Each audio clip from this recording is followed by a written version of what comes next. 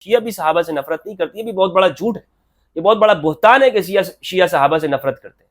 کہ آپ پھر چاہتے ہیں کہ لوگ اب گھروں سے نکال کر دوسروں کو مارنا شروع کر دیں، موب لنچنگ ہو یہاں پر؟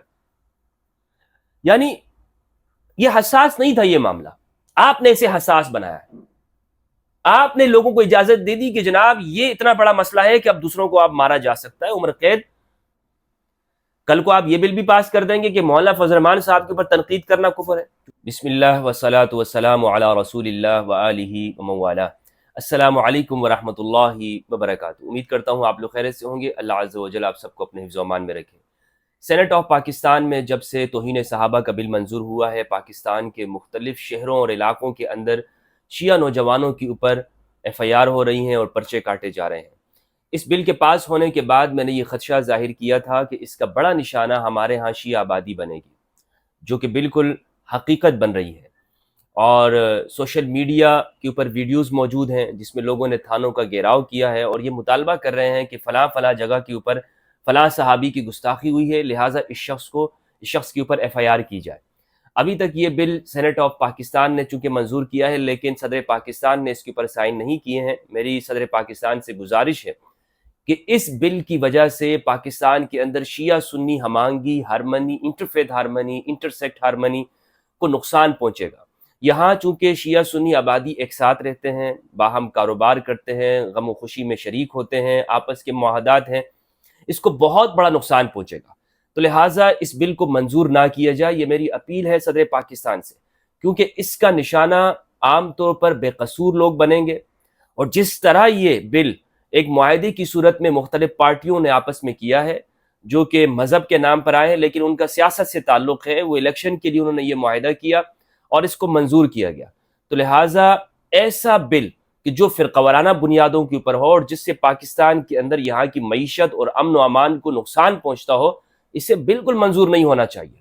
اور اس کا قطعاً ہرگز یہ مراد یہ نہیں ہے کہ ہم صحابہ کی توہین کی اجازت دیتے ہوں یا اہل البیت علیہم السلام کی توہین کی اجازت ہو۔ اگر کوئی یہ سمجھتا ہے کہ ہم اس بات کی حمایت کرتے ہیں کہ لوگ توہین صحابہ کریں یا توہین اہل البیت کریں، تو وہ احمق ہے، وہ بیوقوف ہے، وہ دین اسلام کا دشمن ہے، اسے پتہ ہی نہیں ہے، وہ مذہب کو اپنی سیاسی مفادات کے لیے استعمال کر رہا ہے۔ ہمارا مقصد یہ ہے کہ پاکستان کے اندر شیعہ سنی ہمانگی قائم رہے، اور کسی کے اوپر یعنی کل کو اٹھ کر کسی کے اوپر بھی آپ توہین صحابہ کا الزام لگا دیں گے، یا دوسرا شخص اٹھ کر کسی کے اوپر توہین اہل البیت کا الزام لگائے گا، اگر کوئی شیعہ اس طرح کرے گا تو پھر اس کا کیا جواب ہوگا؟ تو لہٰذا ضروری یہ ہے کہ یہ بل متنازع بن چکا ہے اور اس سے یہاں کے امن و امان کو خطرہ ہے۔ کچھ لوگ مٹھائیاں بانٹ رہے ہیں، جشن منا رہے ہیں، اور آپ دیکھ لیں کہ سوشل میڈیا، خواہ ٹویٹر ہو، فیس بک ہو، یوٹیوب ہو، وہاں پر ایک مخصوص تکفیری گروہ کہ جس کی پوری تاریخ گواہ ہے، وہ اس کے اوپر خوش ہے۔ دوسری جانب شیعہ حضرات نے اس بل پر تحفظات کا اظہار کیا ہے، اور جس طرح آپ نے اس کو پاس کیا ہے، کچھ لوگوں کا کہنا ہے کہ ہم نے اس کو پڑھا ہی نہیں ہے۔ بل کو سینٹ میں بیٹھے ہوئے لوگ کہہ رہے ہیں کہ ہم نے پڑھا نہیں اور آپ نے پاس کر دیا۔ ہونا تو یہ چاہیے تھا کہ اسے علماء کے پاس بھیجا جاتا۔ پھر جناب صدر پاکستان صاحب، آپ یہ دیکھیں کہ یہاں مختلف فرقے ہیں اور ہر فرقے کے دوسرے سے اختلافات موجود ہیں۔ یعنی دیوبندیوں کو گستاخ رسول کہا جاتا ہے بریلویوں کی، جو کہ پاکستان کی اکثریت ہے، اور یہ میرے سامنے بریلویوں کے امام اعلی حضرت فاضل بریلی رحمہ اللہ کی کتاب احکام شریعت اعلی حضرت احمد رضا خان بریلی، اس کو کھول کے دیکھ لیں۔ اس میں صفحہ نمبر 130 پر یہ فتویٰ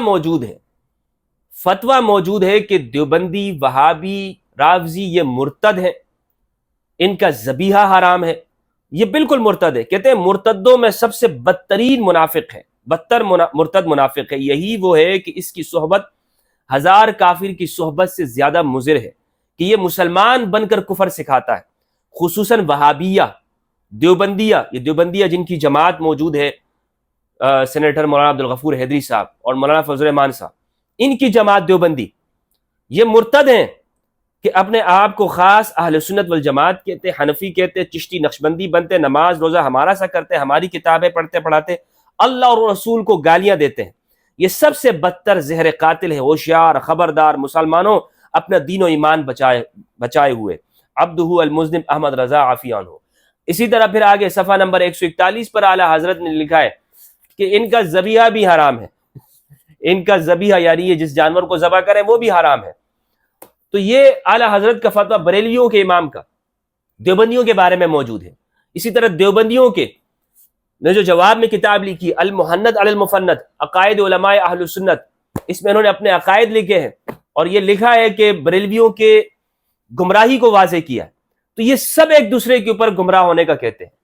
پھر شیعہ کے حوالے سے احسن الفتاوی کے اندر مفتی رشید احمد لدھیانوی صاحب نے شیعوں کے بارے میں لکھا ہے، جلد نمبر 193 پہ لکھا ہے کہ ایمان کی ذرا سی بھی رمق بھی ہو کسی مردود سے ایسی بکواس سن کر اسے جہنم رسید کیے بغیر نہیں رہ سکتا۔ یعنی شیعہ جو بکواسات کرتے ہیں اگر اسے کوئی سنی سن لے گا تو وہ اس میں اگر ایمان ہوگا تو وہ شیعہ کو جہنم رسید کرے گا، وہ اس کے بغیر نہیں رہے گا۔ تو یہ فرقہ وارانہ طور پر فتوے یہاں پر موجود ہیں، لہٰذا ایسے تمام فتوے جو ہمارے ہاں امن کو نقصان پہنچاتے ہو، ہم نے کتنی قربانیاں دی ہیں یہاں کے لیے، کب تک ہم لاشیں اٹھاتے رہیں گے؟ شیعہ سنی کے نام پر لوگ قتل ہوتے رہے۔ اب یہاں پر تو ہمیں پڑوسی ممالک سے بھی، جہاں پر طالبان کی حکومت ہے، وہاں سے دھمکیاں ملنے لگی ہیں اور وہاں پر ایک خاص مائنڈ سیٹ دیوبندی فکر کی حکومت قائم ہے۔ تو غور کیجئے کہ اس وقت ہم پاکستان کس جگہ پر پہنچ گئے ہیں۔ پھر یہاں پر جو لوگ خوشی منا رہے ہیں اس بل کے اوپر، ان کے عقیدوں میں تو یہ ہے کہ نبی صلی اللہ علیہ وآلہ وسلم کی ولادت کا جشن منانا بھی بدعت ہے، لیکن پتہ نہیں یہ اس بل پر خوشی کس طرح سے منا رہے ہیں، حالانکہ ان کے ہاں خوشی منانا بدعت ہے۔ پھر ہمارے ہاں کچھ بریلوی حضرات وہ بھی اس بل کی حمایت کر رہے ہیں۔ میں اپنے بریلوی حضرات سے یہ بات کہوں گا کہ آپ لوگوں میں سیاسی شعور نہیں ہے، آپ کو پتہ نہیں ہے کہ آپ لوگوں کے ساتھ کیا ہو رہا ہے، کس طرح سے آپ لوگ سائڈ پہ لگ رہے ہیں اور ایک مخصوص فکر وہابی فکر کو یہاں پر غالب کیا جا رہا ہے۔ بریلوی ہمارے ہاں چونکہ ان کا سیاست سے تو اتنا تعلق رہا نہیں ہے تو یہ ہمیشہ اعلی کار بن جاتے ہیں۔ جماعت اسلامی والوں نے چونکہ یہ بل پیش کیا، اس لیے میں ضروری سمجھتا ہوں کہ مولانا مودودی کی حقیقت کھول دوں۔ مولانا مودودی نے جو کچھ کیا ہے اور مولانا مودودی کے بارے میں دیوبندی بریلویوں کے جو فتوے موجود ہیں اور جتنی کتابیں مولانا مودودی کے خلاف لکھی گئی ہیں اور جس نام سے لکھی ہیں دیوبندیوں نے، کیا یہ سب بھول گئے؟ مولانا مودودی بڑا گستاخ صحابہ اور گستاخ رسول ہے دیوبندیوں کے۔ دارالعلوم دیوبند کا فتویٰ میں مودودی کے بارے میں آپ کو بتاتا ہوں۔ دارالعلوم دیوبند نے فتویٰ جاری کیا ہے، انٹرنیٹ کے اوپر موجود ہے، آپ بھی اس کو دیکھ سکتے ہیں، سب کے ایکسس میں ہے، یہ کسی سے ڈھکا چھپا نہیں ہے۔ دارالعلوم دیوبند کا سوال نمبر 147700 ہے، انٹرنیٹ کے اوپر موجود ہے۔ آپ لکھیں گے مودودی صاحب کے بارے میں کیسا عقیدہ رکھتے ہیں۔ سوال کیا ہے ابو الاعلیٰ مودودی کے عقیدہ اور اس کے ترجمہ قرآن کے بارے میں کیا خیال ہے؟ مودودی صاحب صحابہ کے بارے میں کیسا عقیدہ رکھتے ہیں؟ برائے کرم جواب جلد عنایت کیجیے۔ جواب دیتے ہیں دارالعلوم دیوبند سے۔ نمبر 1، مودودی صاحب کے عقائد و نظریات جادہ مستقیم سے ہٹے ہوئے ہیں، اہل سنت والجماعت سے منحرف ہے۔ حضرات صحابہ کرام رضوان اللہ علیہم کی تنقیص اور ان اکابر دین پر بیجا الزامات لگا کر مودودی صاحب مجروح کرتے ہیں۔ غلط حوالے دے کر بھی عیب جوئی کے نظائر ان کی کتب میں بکثرت ہے۔ ترجمہ قرآن تفہیم القرآن میں صراط مستقیم سے ہٹ کر بہت ٹھوکریں کھائی ہیں۔ مثلا ایک جگہ لکھا ہے احد کی شکست کا سب سے بڑا سبب یہ تھا کہ مسلمان صحابہ کرام عین کامیابی کے موقع پر مال کی طمع سے مغلوب ہو گئے اور اپنے کام کو تکمیل تک پہنچانے کے بجائے غنیمت کو لوٹنے میں لگ گئے۔ تفہیم القرآن جلد 1 صفحہ 287۔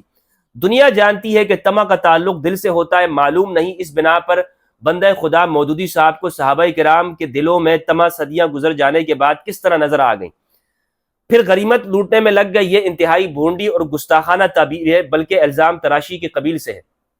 مودودی گستاخ صحابہ ہے جناب، تو اس کا مطلب یہ ہوا کہ جب آپ کے آپس میں اختلاف موجود ہے اور اس بنیاد کے اوپر ہے کہ ایک دوسرے کو گستاخ کہتے ہیں، گستاخ صحابہ، گستاخ رسول، بلکہ مولانا مودودی کے اوپر جو کتابیں لکھی ہیں مفتی رشید احمد لدھیانوی کہ جو استاد ہیں مفتی طارق مسعود کے، انہوں نے ایک کتاب لکھی ہے احسن الفتاوی، اسی کے اندر انہوں نے مودودی کے عقائد کے بارے میں لکھا ہے اور پورا ایک رسالہ لکھا ہے اس کتاب کے اندر، مودودی اور تخریب اسلام، یعنی اسلام کو خراب کرنے والا یہ۔ اس میں لکھا ہے کہ یہ توہین رسالت بھی مودودی کے اوپر ہے، مودودی صاحب کے اوپر توہین رسالت بھی موجود ہے. احسن الفتاوی جلد 1 صفحہ 310 اور 297 آپ دیکھ لیں. مودودی کا اسلام سے کوئی تعلق نہیں، کوئی تعلق نہیں ہے ان دیوبندیوں کے نزدیک. تو اس کا مطلب یہ ہوا کہ آپ لوگ یہاں پر صرف اور صرف اس لیے بیٹھے ہیں کہ کچھ سیاسی مفادات حاصل کر سکیں، اور یہاں کا امن چاہے خراب ہوتا ہے جو بھی، آپ کا اس سے کوئی تعلق نہیں. تو اور پھر اس اسمبلی کے بارے میں خود آپ ہی کے رکن نے یہ کہا ہے کہ یہ سب سے یعنی بدترین ہے. وہ یہ جملہ کہہ چکے ہیں آن دا ریکارڈ، اس چیز کو یہ موجود ہے. پھر جو کتابیں مولانا مودودی کے بارے میں لکھی گئی ہیں، وہ کتابوں کے نام میں آپ کو بتاتا ہوں. عالمی مجلس تحفظ اسلام کی جانب سے کتاب لکھی گئی جس کا نام ہے 2 بھائی مودودی اور خمینی. یہ کتاب لکھی گئی، یہ سب موجود ہے انٹرنیٹ پر. باقی جو نام ہے، حق پرست علماء کی مودودیت سے ناراضگی کے اسباب، مصنف مولانا احمد علی لاہوری. عادلانہ دفاع، سید نور الحسن بخاری. خلافت و ملوکیت کی تاریخی و شرعی حیثیت، مولانا سید صلاح الدین یوسف. تجدید سبائیت بجواب خلافت و ملوکیت، محمد اسحاق صاحب سندیلوی. رد مودودیت، مولانا عبدالخالق سنبھلی.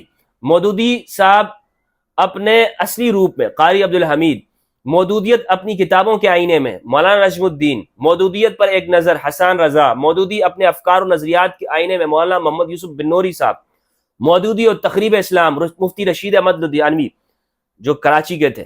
ناظم آباد نمبر 4 میں مجاہد کالونی میں ان کا مدرسہ تھا چھوٹا سا، جس سے آگے بڑھ کر انہیں ایک بڑی زمین احسن آباد کے اندر جامعۃ الرشید کے نام سے قائم ہوئی، اور جس کے اندر جہاد کے انہوں نے باقاعدہ حمایت کی.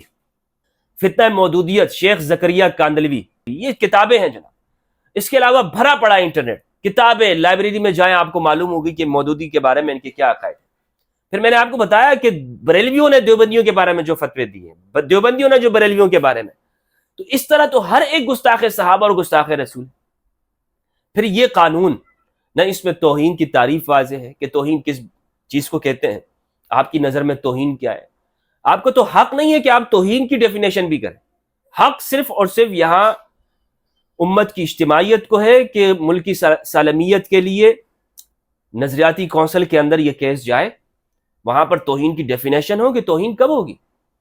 ایک شخص کو اگر آپ تاریخی حقائق بیان کرنے کو بھی توہین کہیں گے تو پھر تو آپ سب کتابوں پہ پابندی لگائیں. آپ کہیں کہ جناب لائبریری کے اندر سیر اعلام النبلاء نہیں رکھ سکتے، الاستیاب نہیں رکھ سکتے، الاصابہ ابن حجر کی نہیں رکھ سکتے، فتح الباری کے اوپر پابندی لگائیں، خود بخاری کے اوپر لگائیں. کیونکہ یہ ساری باتیں جنہیں بیان کیا جاتا ہے یہ اہل سنت والجماعت سے. پھر آپ دیکھیں کہ اس وقت الہاد کا جو فتنہ ہے، لوگ ملحد کیوں ہو رہے ہیں، دین بیزار کیوں ہو رہے ہیں. مجھے تو لگتا ہے کہ یہ اس لیے منظور کیا گیا ہے کہ لوگ دین سے نکلے. اس کی اور کون سی وجہ ہو سکتی ہے کہ آپ بالجبر ایک چیز کو نافذ کرنا چاہتے ہیں، اور یہ زمانہ تحقیق کا ہے. اگر آپ کسی معاملے میں زبردستی کریں گے تو لوگ دین سے متنفر ہوں گے، دین چھوڑیں گے لوگ کہ بابا یہ کس طرح سے لوگ دین کو پیش کر رہے ہیں. ملائیت کے چہرے کو دیکھ کر اس وقت لوگ دین بیزار ہوتے جا رہے ہیں. ایکس مسلم بننے کا جو سب سے بڑی وجہ ہے مسلمانوں کی، وہ یہ ملائیت ہے جس میں تشدد ہے، انتہا پسندی ہے، انسانی حقوق نہیں ہے. کل کو آپ یہ بل بھی پاس کر دیں گے کہ مولانا فضل الرحمان صاحب کے اوپر تنقید کرنا کفر ہے، کیونکہ کتابوں میں لکھا ہے عالم کو اوائلم کہہ دیا، تصغیر کی نیت سے کفر ہے کسی عالم کو. تو یہ بل اس طرح پاس ہوں گے تو پھر جناب عالی نہ آزادی اظہار رائے بچے گا، نہ ملک کے اندر جمہوریت ہوگی، نہ ہی کوئی تحقیق پیش کی جا سکے گی. آپ پابندی لگا دیں گے. تو یہ جو اس وقت میں صورتحال ہے یہ انتہائی خطرناک ہے.